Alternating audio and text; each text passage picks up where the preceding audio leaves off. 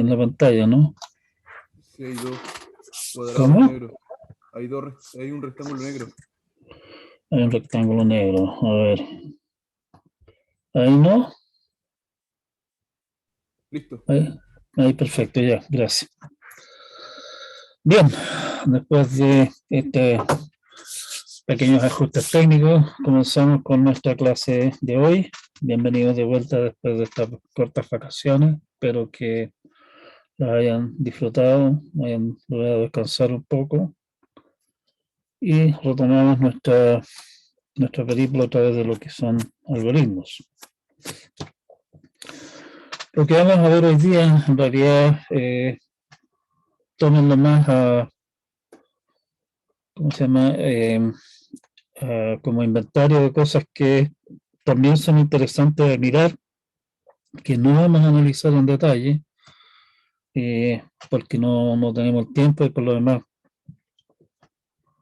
esta clase de temas dan fácilmente para un ramo completo de algoritmos avanzados, solamente algoritmos aleatorizados para uno, y el otro tema que vamos a echarle una mirada es algoritmos aproximados, da para otro ramo más. Así que si esa clase de cosas les interesan, hagan lobby para que algún profesor conocido de ustedes tal vez se anime a armar cursos al respecto de eso. Algoritmos aleatorizados, vamos a primero hablar algunas definiciones. ¿Qué uso puede tener la aleatoriedad en distintas situaciones en las cuales es interesante algoritmos? Y vamos a discutir en detalle, en algún detalle en realidad, qué es lo que pasa con un algoritmo importante visto como un algoritmo aleatorizado, que nuevamente es nuestro caballito de batalla, que es Quicksort. Insisto, es uno de los algoritmos más importantes que hay.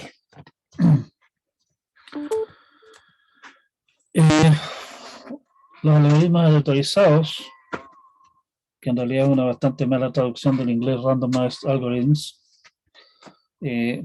han tenido un auge bastante importante en el último tiempo, por una variedad de razones que vamos a discutir un poco más adelante. Un algoritmo aleatorizado, digamos como definición, es un algoritmo cuyo funcionamiento en ciertos pasos del algoritmo, en vez de tomar decisiones en forma determinista, toma una decisión al azar. ¿Sí?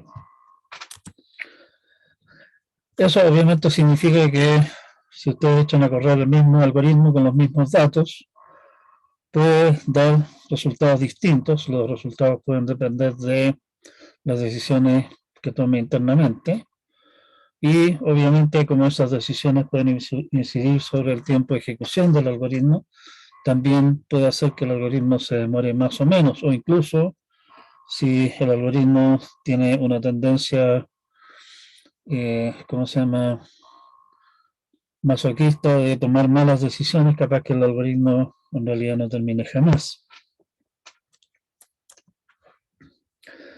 En este sentido, es de interés, por un lado, la distribución de los tiempos de ejecución de esos algoritmos para datos dados, ¿sí? Y obviamente también es de interés la distribución de los resultados. Obviamente estamos pensando en utilizar esta clase de algoritmos para situaciones complicadas y por lo tanto en general poder dar algunas luces, digamos, acerca de esta clase de cosas generalmente es bastante difícil. Pero el que sea difícil no significa que no se intente hacerlo.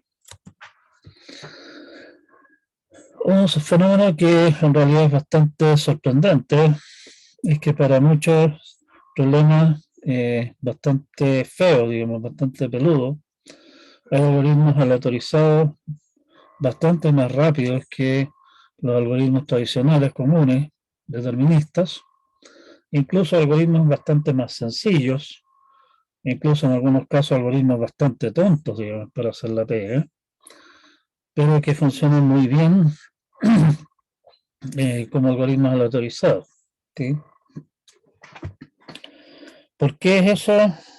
Lo vamos a ver, digamos, pero lo notamos como dato de la causa y eso es una de las razones que hacen que esta clase de algoritmos sean interesantes.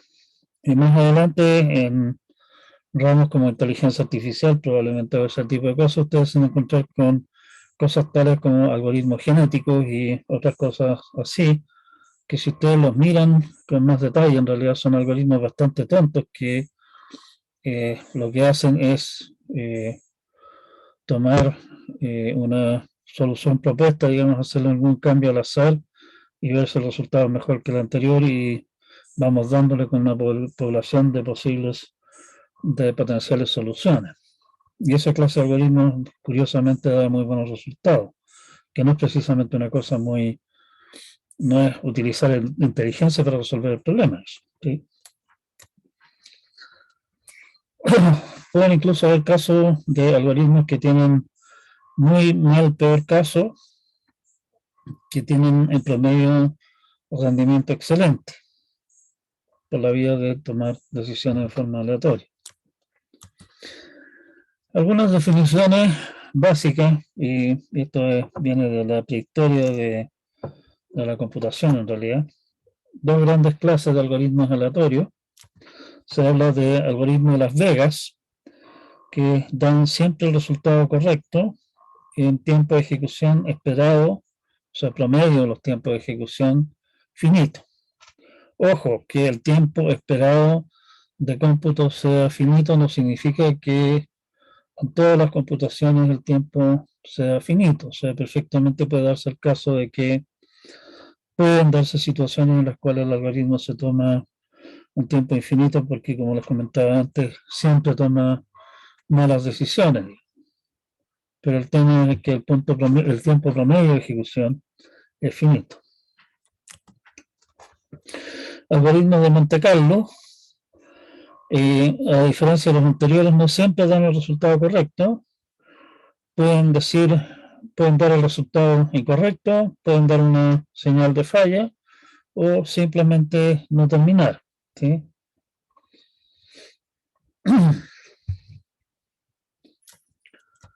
Sesgo. Y ojo, esto es una cosa que acabo de agregar a la transparencia, que la subí ahora en la mañana al aula, así que probablemente si ustedes están mirando las transparencias que habían antes, hasta ayer, digamos, esto no está. En el caso de problema de decisión, o sea, problemas donde la respuesta es sí o no, únicamente no alguna cosa más compleja, los algoritmos anteriores, particularmente algoritmos de Monte Carlo, pueden dar respuestas erradas, o sea, puede decir que sí, cuando en realidad la respuesta es no. ¿Sí?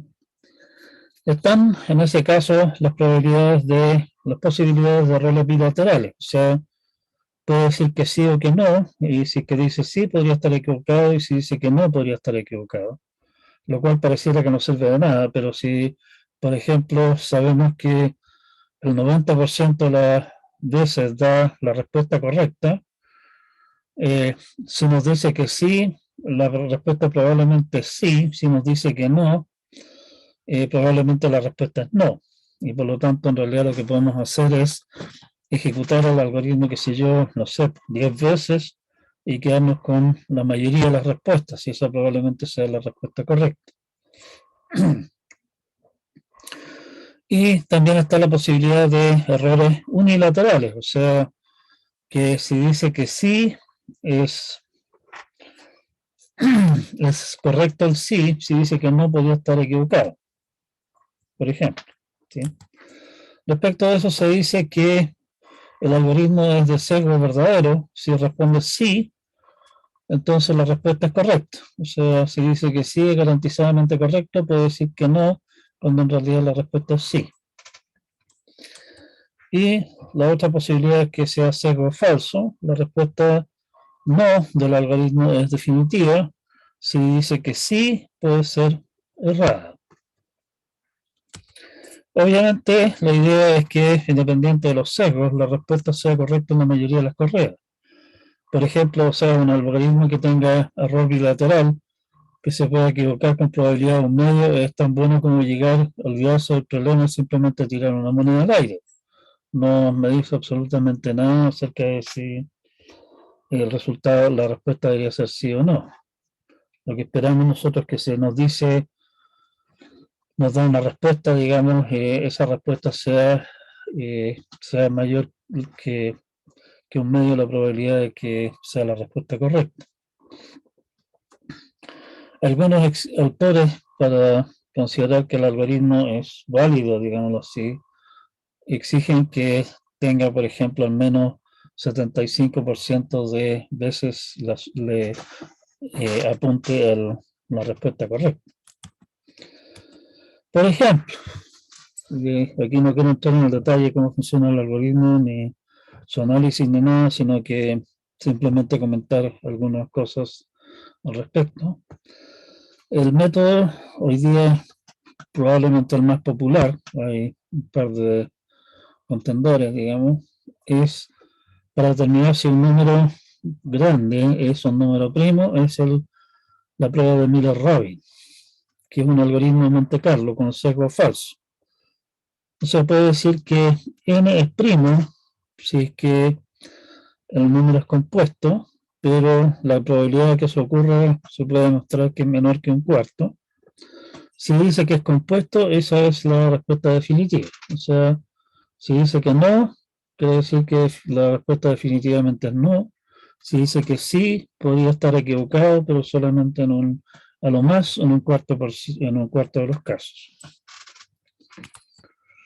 Si repetimos este algoritmo R veces, la probabilidad que diga que es primo, si es que el número es compuesto, es a lo más 2 a la menos 2R, o sea, 4 a la menos R en realidad.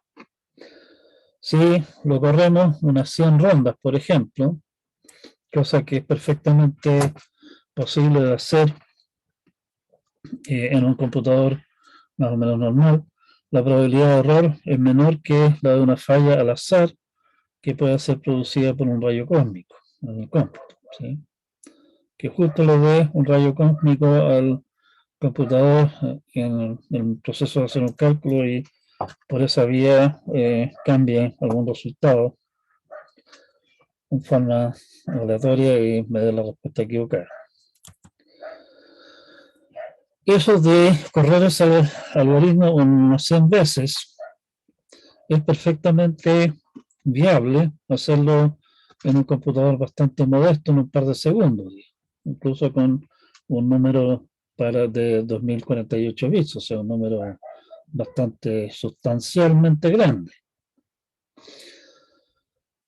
Utilizando la tecnología tradicional para demostrar que tal número es un número primo, tomaría probablemente varios años hacerlo, ¿sí? O sea, ahí está la diferencia que les comentaba antes. Tenemos un algoritmo probabilista que nos da una posible respuesta muy rápido, y como lo hace el algoritmo, si es muy rápido, podemos darnos el lujo de ejecutarlo 100 veces para asegurarnos de que no nos esté mintiendo. Y eso lo estamos comparando con un algoritmo tradicional que toma un tiempo bastante largo, digamos, para hacer la misma pega, ¿sí? Pero que nos da una garantía garantizada, digamos, no una probabilidad solamente.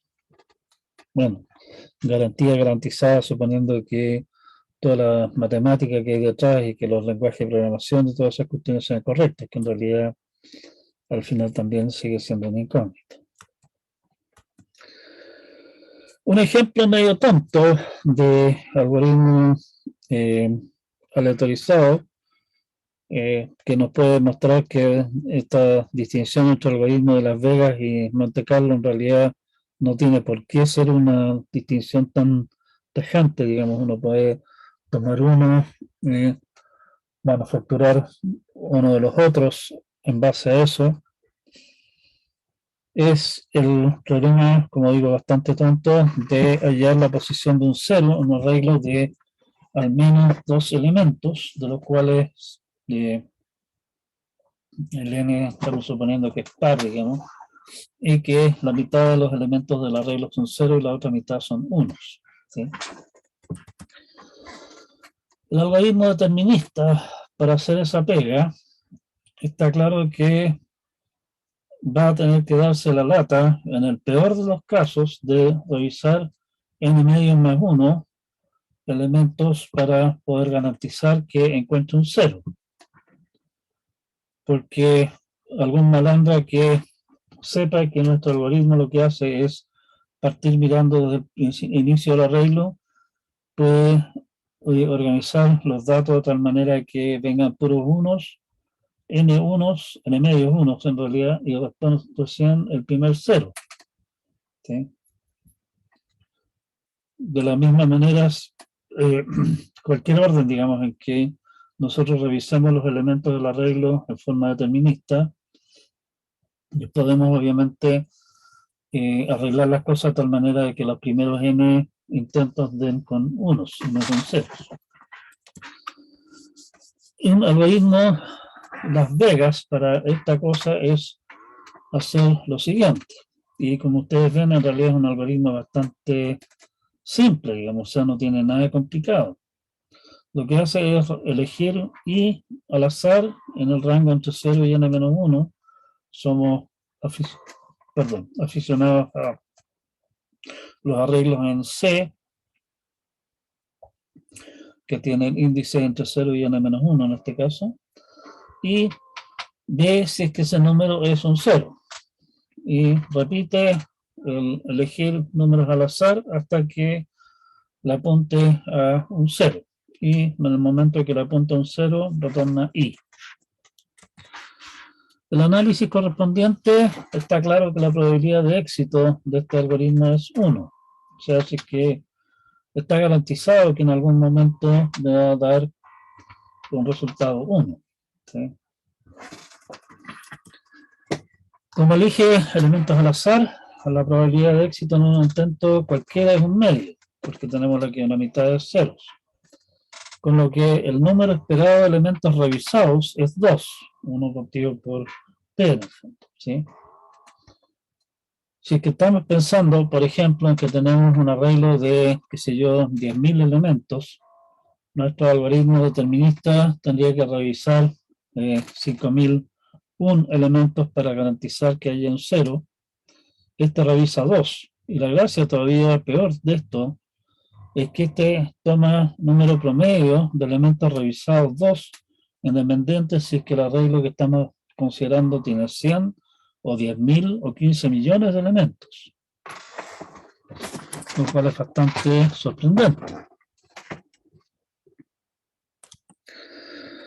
En todo caso, también es cierto que el tiempo de ejecución no está esgotado, porque si el algoritmo pajarón insiste en solamente elegir posiciones en las que hay unos en el arreglo, jamás va a encontrar un 0 y por lo tanto el algoritmo puede que no termine nunca.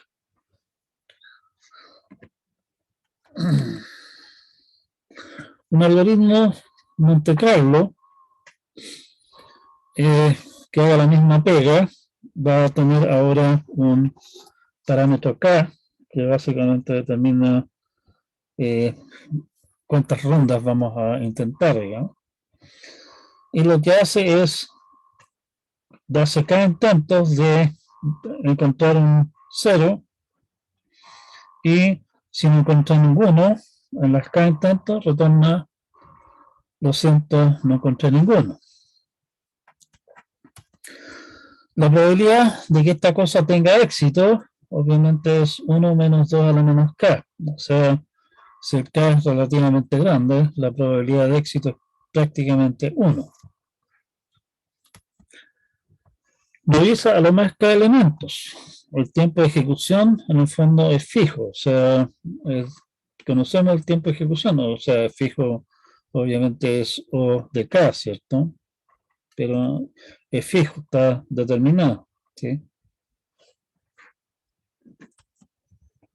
Si elegimos K30, por decir algo, la probabilidad de falla es 2 a la menos 30, que en realidad es menor que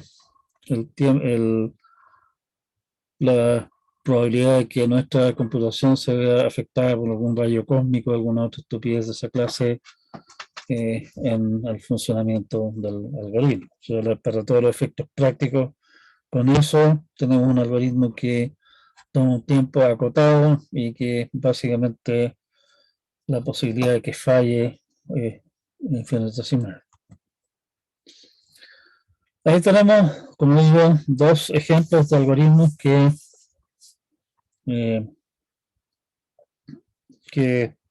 son de alguna manera, hacen la misma cosa, pero uno en estilo Las Vegas y el otro estilo Monte Carlo. Y está claro que el algoritmo de Monte Carlo podemos utilizarlo para construir un algoritmo Las Vegas por la vía de simplemente correrlo hasta que deje de decir falla. ¿Sí? Bien, hoy tenemos un uso de aleatoriedad que hace que nuestro algoritmo aleatorio en promedio sea muchísimo más rápido que el mejor algoritmo, que la garantía, la garantía que nos puede dar el mejor algoritmo determinista. ¿Sí? Pero esa no es la única razón para usar aleatoriedad. Pueden haber otras más que vamos a discutir ahora. Un tipo de ataque que se ha efectuado a muchos algoritmos o a sitios web, por ejemplo, cosas así, son ataques que se llaman ataques algorítmicos, que básicamente la idea de un ataque algorítmico es conocer el algoritmo, un algoritmo determinista que está siendo utilizado en algún sitio web, por ejemplo, o alguna otra clase de sistema a la cual un atacante puede suministrar datos controlados por el atacante.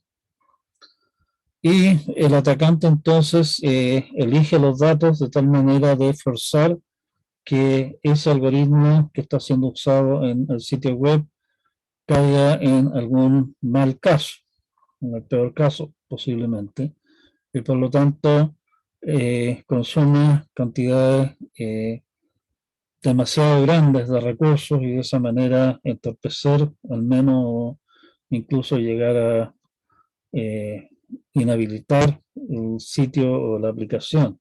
¿Sí?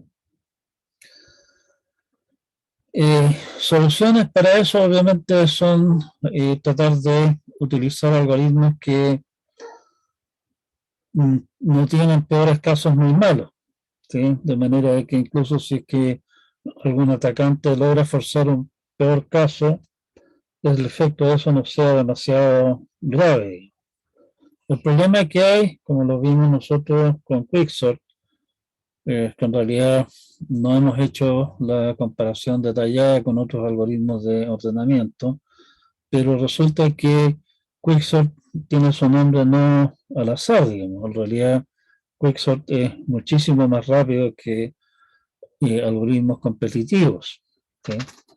Tiene la mala cualidad de tener un peor caso pésimo, pero en caso promedio es muchísimo mejor que las alternativas. Entonces, si es que nosotros somos optimistas y creemos en los casos promedios, nos quedamos con Quicksort. Bueno, puede ser que si un atacante aprovecha un algoritmo determinista, aprovecha el peor caso de un algoritmo determinista que está en alguna parte empotrado dentro de nuestro sistema, una manera de frustrar esa clase de ataques es hacer que el algoritmo no sea determinista, o sea, en vez de tomar sus decisiones en forma determinista, algunas decisiones las toma en forma aleatoria, de manera de que nuestro atacante no pueda tener que adivinar en el fondo cuáles son las decisiones que va a tomar el algoritmo para poder forzar de esa manera el peor caso, y eso se le hace rápidamente impracticable. Muestreo. Bueno, por ejemplo, típicos son las encuestas, o sea, si que nosotros quisiéramos realmente saber qué es lo que piensa la población completa acerca de algún tema, la solución definitiva sería preguntarle a todos, pero eso es poco práctico. Y lo que se hace típicamente es tomar una muestra de personas y preguntarles a ellos, y en base a lo que respondan las personas de la muestra, deducir cuál es la posición de la población completa, ¿sí? O sea, con una muestra, en algunos casos bastante pequeña, en realidad, si ustedes y miran, por ejemplo, las famosas encuestas que se hacen regularmente sobre temas políticos, qué sé yo, se ponen a escarbar un poco más, se dan cuenta que no preguntan precisamente a millones de personas, sino que le preguntan a una muestra de tal vez unas 1.500 personas o una cosa así. El punto es que incluso una muestra pequeña, como 1.500 personas del orden de 15 millones que son los chilenos hoy día, puede dar una idea bastante confiable de lo que está pasando, siempre que esa muestra se elija en forma adecuada, ¿sí? Y ahí está precisamente el negocio de la gente que hace encuestas. O sea, es una parte del negocio de la gente que hace encuestas. La otra parte, obviamente, está en hacer preguntas correctas y de manera de poder detectar si la gente le está mintiendo. Pero eso son otras cuentas, eso no vamos a estar aquí nosotros. Abundantes testigos. O sea, un testigo es lo que de alguna manera nosotros llamamos un certificado cuando hablamos de problemas NP completos, ¿sí? Sé que los testigos, o sea, los certificados, son bastante comunes. Una estrategia posible para resolver un problema puede ser construir un potencial testigo al azar y verificar si funciona o no. Si ustedes recuerdan, nunca habían ponderado el problema SAT, de ver si es que una fórmula lógica puede o no satisfacerse, donde nosotros dijimos que el certificado, o sea, un testigo en este caso para nosotros, sería una asignación de valores a las variables que hagan que la fórmula sea verdadera. Una estrategia que habría que entrar a ver qué probabilidad hay de que la cuestión resulte exitosa, etcétera, etcétera, pero eso es otro cuento. Sería simplemente elegir valores al azar de las variables y calcular la expresión con esos valores. Así que con esos valores me dice que la expresión es cierta, tenemos un testigo de que en realidad la respuesta es sí en este caso. O sea, la fórmula puede satisfacerse, ¿sí? En caso de que los testigos dentro de alguna población razonablemente definida, digamos, sean bastante abundantes, eh, eligiendo al azar entre esa población, rápidamente vamos a dar como testigo y por lo tanto tener una respuesta al problema. Que en el fondo eso es lo que hace el algoritmo de Miller-Rabin, ¿sí? Busca un testigo que demuestra que el número es compuesto, en el fondo. Otra utilización de la autoridad es huellas digitales. Una huella digital es alguna clase de resumen pequeño de una estructura grande. Si dos estructuras tienen la misma huella digital, con alta probabilidad son iguales si es que se calculan resúmenes mediante una función al azar o una función en realidad elegida adecuadamente. Bueno, por ejemplo, muchos de ustedes habrán visto que se ha hecho bastante más común últimamente que los documentos eh, se o sea, toda clase de documentos se envíen, por ejemplo, por correo en formato PDF, qué sé yo, y si ustedes miran algunos de esos certificados, se encuentran con que en muchas de ellas hay un código de verificación que le llaman, ¿sí? Ese código de verificación, en el fondo, es una huella digital.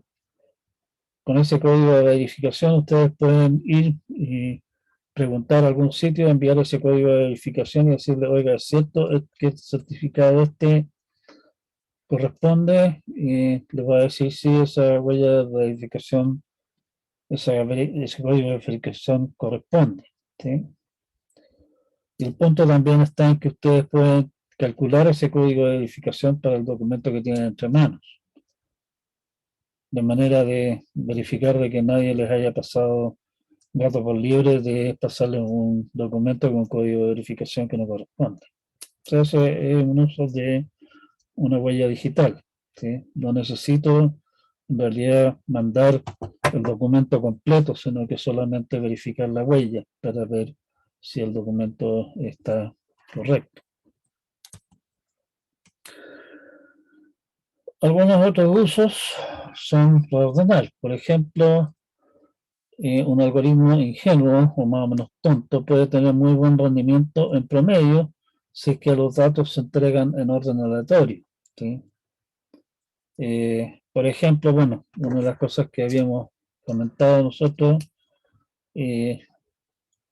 que ustedes probablemente también lo vieron, si nosotros tomamos el algoritmo Quicksort y elegimos como pivote siempre el primer elemento, si los números, si los datos vienen ordenados de menor a mayor o de mayor a menor, en realidad eso nos va a llevar a el peor caso del algoritmo. El algoritmo se comporta en forma espantosa. Si es que nosotros tomamos los datos que nos dan y los ordenamos al azar, sabemos que en promedio Quicksort se va a comportar muy bien en esa situación, que fue el análisis que nosotros hicimos. O sea, en vez de complicarnos la existencia para elegir el pivote, simplemente cada vez que vamos a hacer una llamada Quicksort, el rango de elementos a ordenar los reordenamos al azar primero para evitar posibles peores casos, ¿sí? No es precisamente la idea más inteligente que hay, digamos, pero funciona. Balance de carga. Si ustedes tienen una colección de tareas y tienen que asignarlas de alguna manera, la solución obvia es empezar a analizar las tareas y qué sé yo, y distribuirlas de alguna manera, pero eso puede ser poco práctico y en una de esas una solución simple es, en vez de asignar las tareas en forma determinista, es simplemente asignarlas al azar, lo cual es una solución bastante sencilla y barata, ¿sí? Pueden usarla mejor, pero como dice el dicho por ahí, lo óptimo es el enemigo de lo bueno.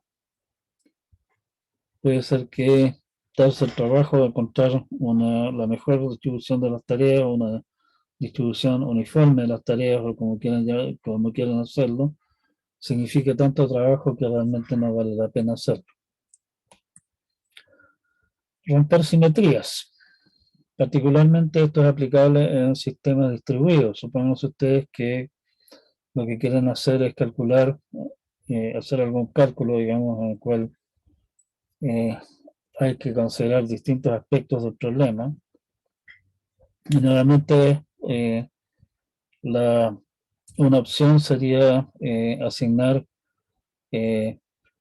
distintas tareas en forma determinista, pero una solución más simple puede ser simplemente que cada cual elija su tarea al azar. Claro, podría ocurrir que de esa manera se haga trabajo en duplicado, por ejemplo, pero si la cantidad de posibilidades es suficientemente grande, eso es bien poco probable, ¿sí?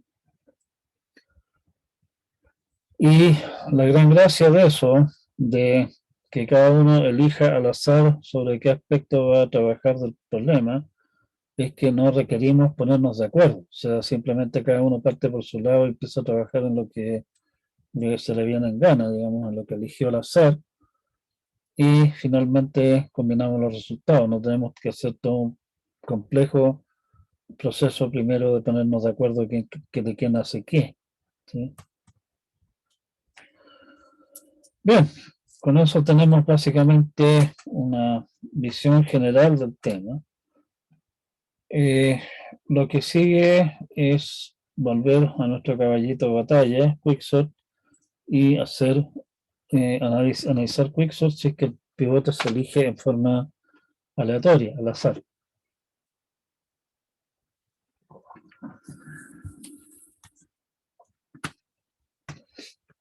Con lo cual, en el fondo, lo que logramos es elegir evitar el peor caso con alta probabilidad, o sea, que justo le apuntemos a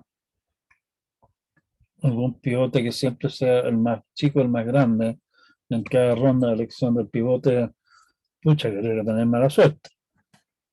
Además que esto, como ya comentábamos antes, permite evitar ataques de complejidad algorítmica, o sea, como un potencial atacante no tiene la menor idea de cuál va a ser la secuencia de pivotes que nosotros vamos a elegir, no puede cocinar datos de manera de forzar a que Quicksort se comporta como se comporte mal.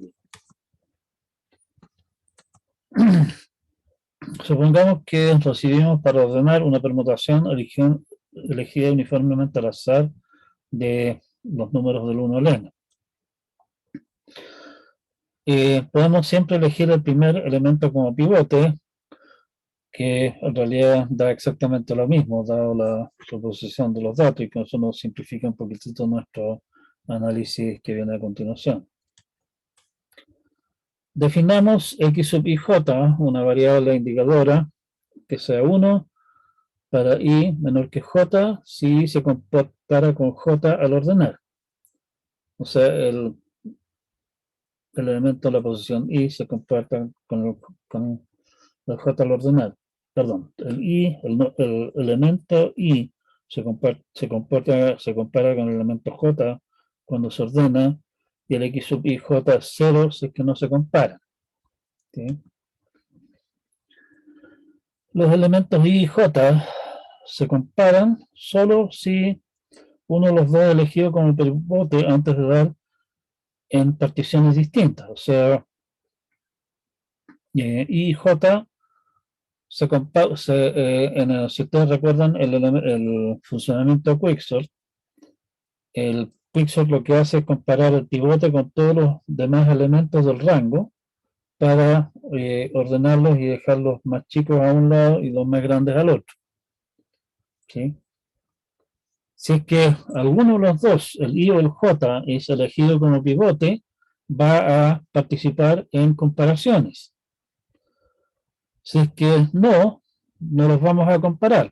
¿Sí? O sea, si el i y el j están en el mismo tramo de elementos que estamos ordenando, van a ser comparados entre sí si es que uno de los dos es elegido como pivote.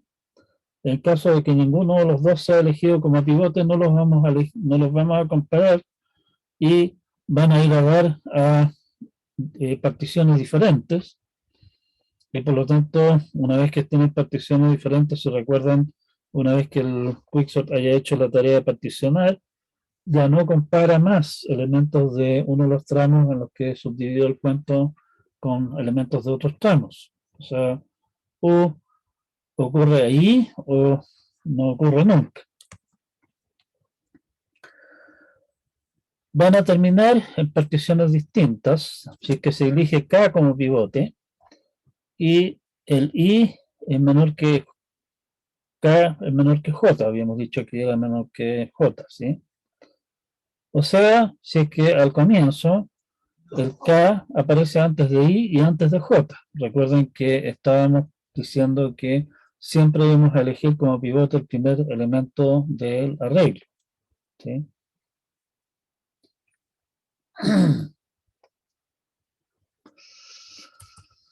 Entonces, dadas estas suposiciones, basta fijarse en permutaciones de el rango de I a J, porque los demás elementos obviamente en este proceso no influyen.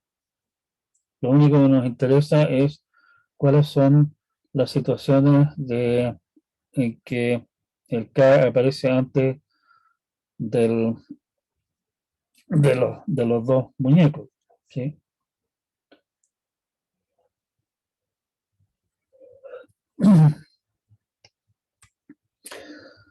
Hay intercambio si es que la permutación del rango comienza en I o en J. ¿Sí? Y eso va a ocurrir, obviamente, hay dos posibilidades de éxito de esto, de que la permutación comience con I o comience con J. Esos son los dos casos de éxito, de entre J menos I más 1, que son las cantidades de elementos que tenemos en total. ¿Sí? O sea, el valor esperado de E de I, X sub I J es 2 partido por J menos I más 1. ¿Sí? Sumando sobre los pares relevantes, tenemos que el número promedio de comparaciones que hace Quicksort bajo esta suposición es el valor esperado de la suma sobre I menor que J de los X sub I J, que por linearidad del valor esperado es simplemente la sumatoria de los valores esperados, y los valores esperados en realidad los habíamos calculado recién, son 2 partido por J menos I más 1, y esa sumatoria que tenemos acá la podemos descomponer en estas dos sumatorias de acá, ¿sí? Y eso resulta ser en el fondo la sumatoria que tenemos abajo, por la vía de cambiar, de hacer un par de cambios de índices, digamos, ¿sí? En el fondo estamos tomando como K simplemente la diferencia de J menos I más 1. Ese es nuestro K, cambio variable que estamos haciendo en la sumatoria interna. Quedamos con esto. La sumatoria interna tiene un fuerte olor a número armónico. Esta de aquí. Esta es en realidad este número armónico menos 1. Con lo cual podemos descomponer ahora esta sumatoria de acá en dos veces esta suma menos esto de acá. Esta es una constante, así que simplemente lo restamos. Y siguiendo esta suma de acá, podemos anotarla también de esta manera, cambiando los índices de acá. Y resulta que esta suma de números armónicos, aquí hay que hacer un par de cambios de pie más o menos interesantes. Podemos evaluar esta suma como n más 1 veces h sub n menos m, o sea, esta suma de acá, menos 2n de acá, y finalmente nos queda que el número de intercambios que hace Quicksort, que en el fondo está dado por, o sea, perdón, un número de comparaciones que hace Quicksort, que es el valor esperado que tenemos ahí, resulta ser esta expresión de acá. Como ustedes ven, haciendo este análisis desde el punto de vista probabilístico de Quicksort, obtenemos el mismo resultado que habíamos obtenido nosotros antes con un análisis, llamémoslo así, determinista, y dependiendo de las inclinaciones y los gustos de cada uno de ustedes, esto de acá resulta ser un desarrollo un tanto más sencillo que el que hicimos nosotros anteriormente.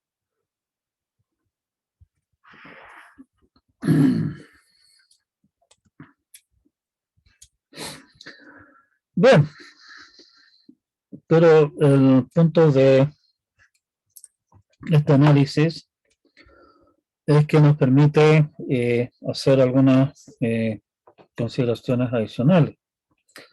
En particular, supongamos que queremos cortar la recursión a profundidad C logaritmo natural de n. ¿Sí?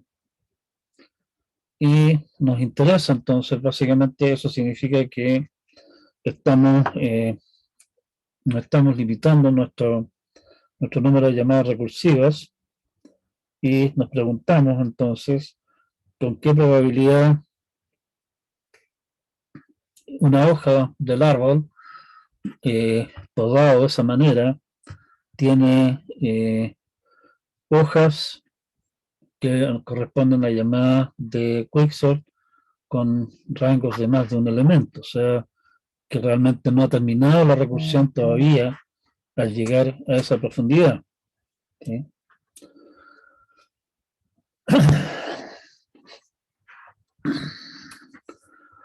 Llamemos buena a una división que es definida por un pivote. Si divide el tramo S en tramos S1 y S2, tales que el tramo más largo de los dos es al menos, el tramo más corto de los dos es al menos de tamaño 1/3. O sea, básicamente estamos diciendo que una división inducida por un pivote es una buena división si es que nos divide el cuento en forma más o menos pareja, o sea, a lo más 1/3 por un lado y 2/3 por el otro. ¿Sí?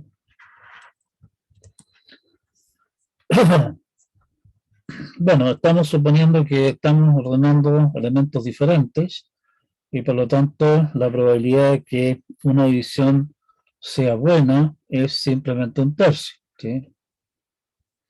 La probabilidad de que, bueno, es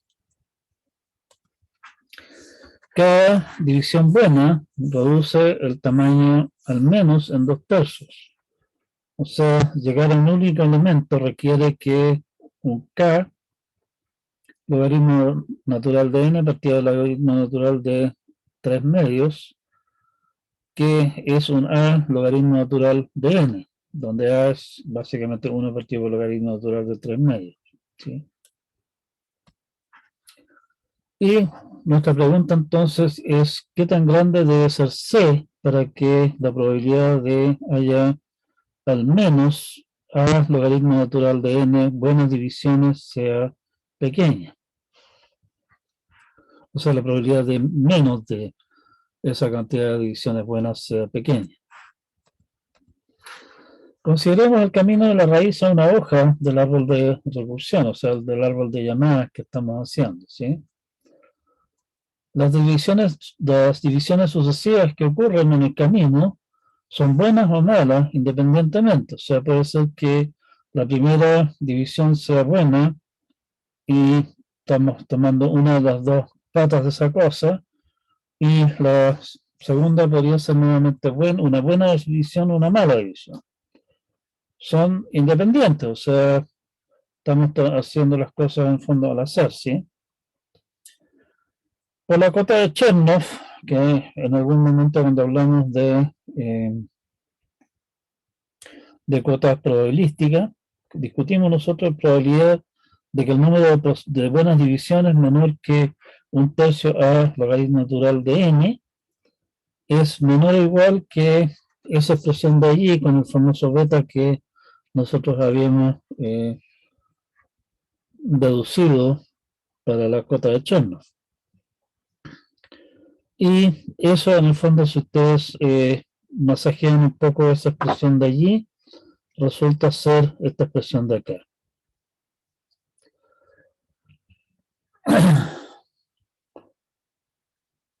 Podemos elegir C de manera que beta de 1 partido por C a tercios sea mayor o igual que 2. Resulta que C igual 6 es suficiente, más que suficiente. Entonces, la probabilidad de que en una rama hayan muy pocas divisiones buenas es a lo más n a la menos 2, por lo que acabamos de deducir recién. Como hay a lo más n ramas, n ramas es el peor caso de todos, ¿cierto?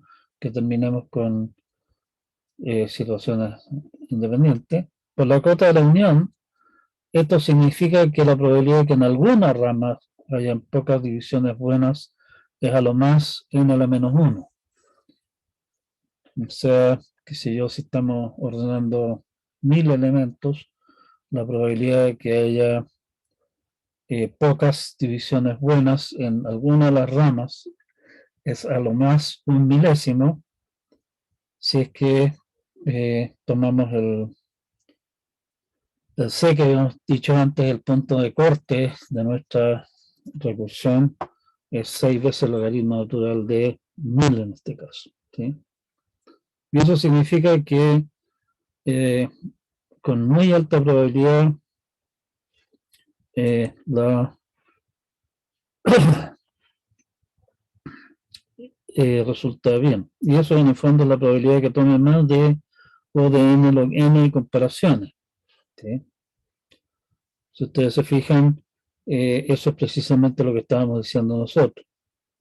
O sea, Quicksort aleatorizado con muy alta probabilidad ejecuta con alta probabilidad ejecuta a lo más una constante veces n logaritmo natural de logaritmo de n operaciones por alguna constante, que obviamente esa constante, mientras más garantía quedan, digamos, obviamente esa constante va a ser más grande. ¿Sí?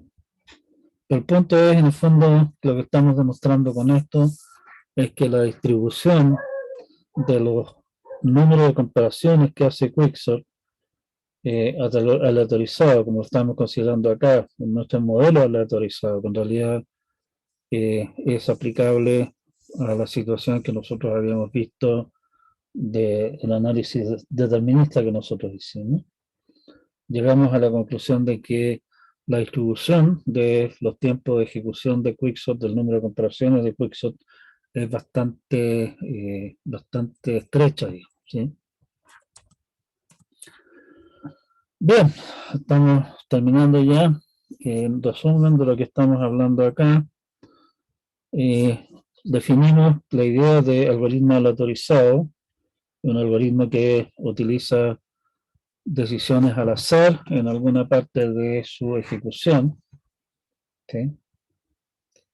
Que es una idea un tanto, puede resultar un tanto repugnante, digamos, cada uno que está acostumbrado a usar algoritmos deterministas para resolver los problemas. Pero resulta, como nosotros vimos acá, que en algunos casos un algoritmo aleatorizado puede dar muy buenos resultados en promedio, o puede dar buenos resultados de forma muy rápida, mucho más rápida que un algoritmo determinista correspondiente, ¿sí? Y por lo tanto son bastante atractivos. Incluso un algoritmo aleatorizado bastante tonto puede dar buenos resultados. Por el otro lado, sí, y recuerdo un comentario que hizo uno de los investigadores que está metido en el desarrollo del compilador de LLVM, que en el fondo la maquinaria que detrás del compilador C-Clang,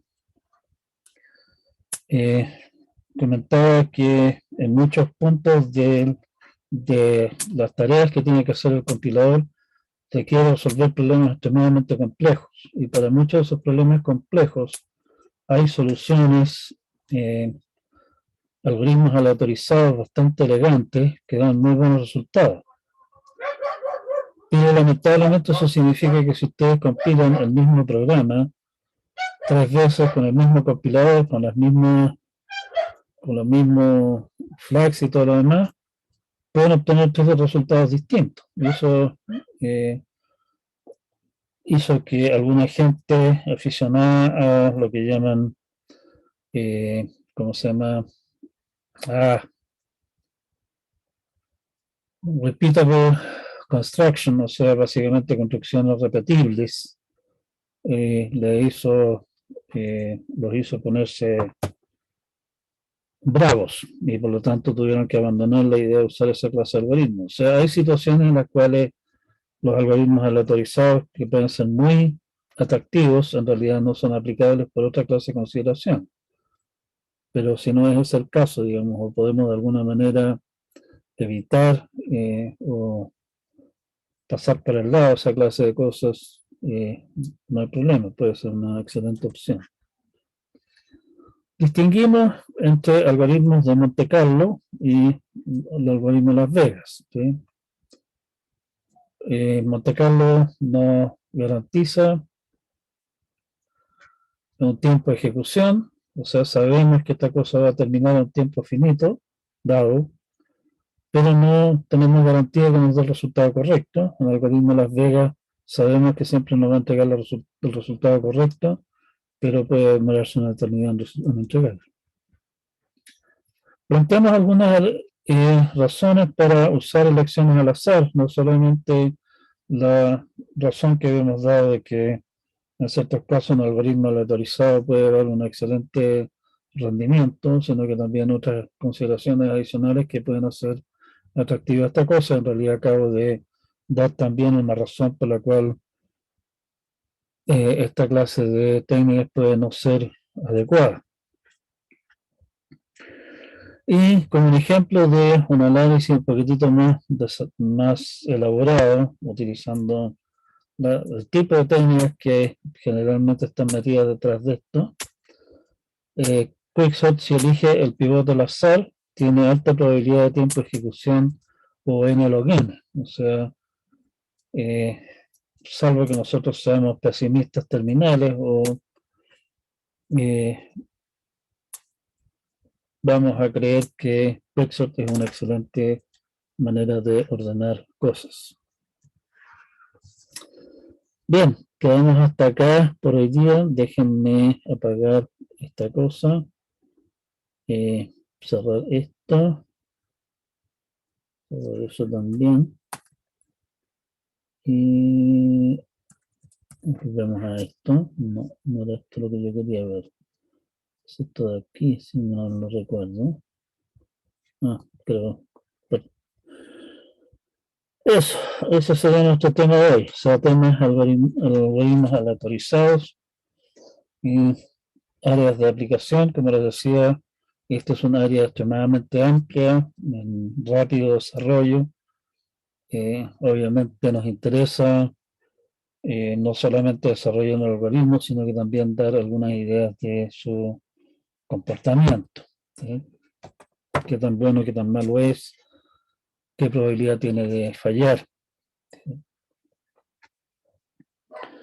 Ese es nuestro tema de hoy. Como les decía, esto es más un tema de, oiga, tengan presente que esta alternativa también existe. Si es que se encuentran con algún problema peludo, consideren la opción de usar un algoritmo aleatorizado para resolverlo. Revisan la literatura al respecto de cómo diseñarlo.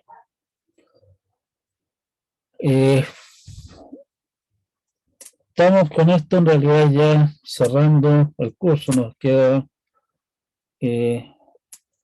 la clase del lunes, se perdió básicamente por las vacaciones.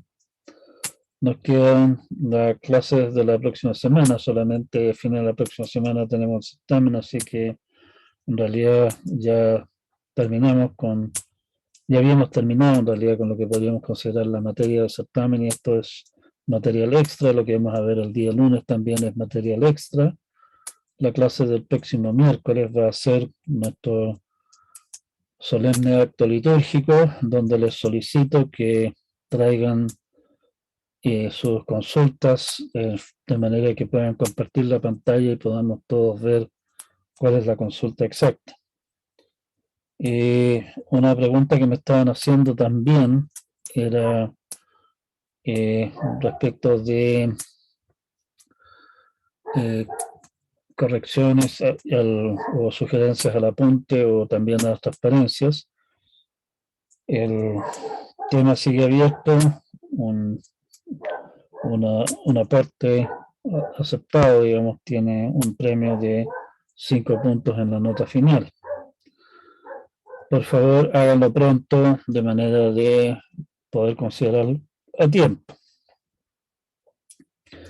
Lo otro, al menos uno de ustedes tiene pendiente todavía la vacuna. Yo sé que alguna gente entre mis conocidos y familiares han tenido efectos más o menos severos con la vacuna, y por lo tanto es posible que alguno de ustedes, que si yo le toque vacunarse dentro de la próxima semana y termine fuera de combate, o bueno, tenga alguna otra clase de problema. En caso de ocurrir cualquier cosa de ese tipo, por favor avisen a la brevedad posible de tal situación, de manera de poder tomar las medidas de mitigación del caso. para poder acordar alguna solución alternativa a aquellos que estén en esa situación. Espero que no se dé, digamos, pero si se diera, y ojalá tengamos alguna salida rápida al respecto. ¿Sí? Así que no hay más comentarios por el día, quedamos hasta acá por hoy y nos vemos entonces el día lunes de la próxima semana. Que tengan un excelente fin de semana. Aquellos de ustedes que no hayan comenzado su proceso de vacunación, por favor, vacúnense lo antes que puedan, tanto por ustedes como por quienes los rodean, como por el país todo. Y aquellos que ya hayan comenzado su proceso de vacuna, por favor, complétenlo. ¿Sí? Particularmente aquellos que viven en la quinta región estábamos muy cerca de tener el número de vacunados, el porcentaje de vacunados como para pasar a la siguiente fase de este plan que nos tiene encerrados en casa. Así que háganse el favor, si quieren salir pronto a hacer una vida más normal, de vacunarse también de manera de aumentar esos números. ¿Sí? Bien, quedamos hasta acá por hoy día. Gracias por su atención y nos vemos en la próxima semana.